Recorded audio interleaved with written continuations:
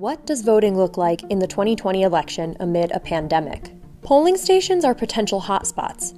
They inherently pose the risk of mass social gathering, plus sharing confined voting booths and tools could lead to contaminated surfaces. Voting by mail could be a solution to these problems. Voting by mail is slightly different state to state. Typically, this type of voting is reserved for absentee ballots. These are given out on an individual basis when you request one from your local election officials. Then, once election day is closer, you'd receive a ballot in the mail, fill it out at home, and mail it back to your local officials to be counted. But what does this look like on a national scale when mail-in ballots would likely be in high demand? The logistics of actually doing this in November is very problematic because the number of people voting in a primary is just a fraction of the number of people who vote in the general election. And what we've seen in a number of states that have that allow absentee ballot requests is that the requests for absentee ballots are skyrocketing.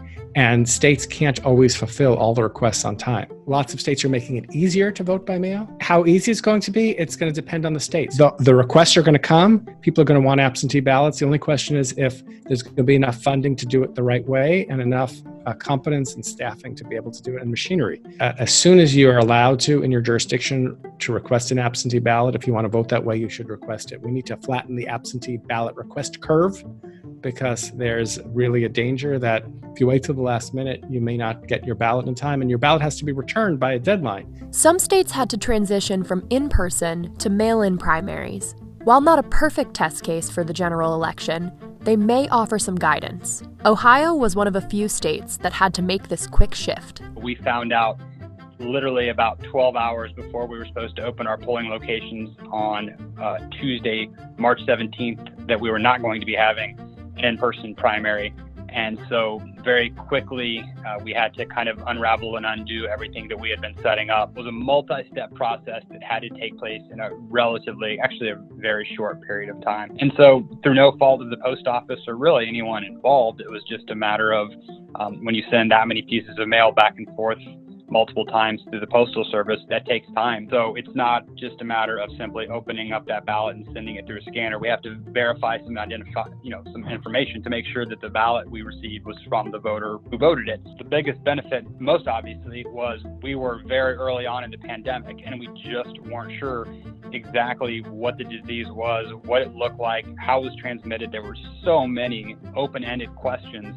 The biggest benefit was just not having people vote in person on March 17th. Meanwhile, President Trump has expressed hesitation about mail-in voting, claiming that it presents voter fraud risks. If people mail in ballots, there's a lot of illegality. They send in ballots that they harvest ballots. You know all about harvesting, and they do lots of bad things. In reality, mail-in voter fraud is extremely rare. When election fraud does happen, it more often happens with absentee ballots than other kinds of fraud. Still, the absolute number of cases of absentee ballot fraud are low, and the cases that are actually aimed at trying to throw an election are very, very rare. The president has been making unsubstantiated claims of voter fraud for years. Every time voter fraud occurs, it cancels out the vote of a lawful citizen and undermines democracy. Can't let that happen. So now the president has turned to talking about mail-in ballot fraud. I think that mail-in voting is a terrible thing.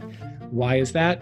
I think he fears that if there's a large turnout, it's going to hurt him. He's trying to put in place a way to make it harder for people to vote by mail or to cast a doubt on the legitimacy of the election. Democrats have continued to push for a cautious approach to the 2020 election. Vote by mail is a health issue, just as food is a health issue. We cannot have people going to places that are predictably dangerous to their health. As the coronavirus pandemic continues to evolve, while November creeps closer, it remains possible that the virus could have a massive logistical impact on Election Day. There is going to be a greater reliance on mail. I don't think we're going to mandate mail voting, all mail voting in Ohio, but certainly I think more and more people are going to avail themselves to that option. And so having kind of an experiment in how that process works and what it looks like for boards of elections is just going to enable us to do it better in the future and serve our voters better in the future.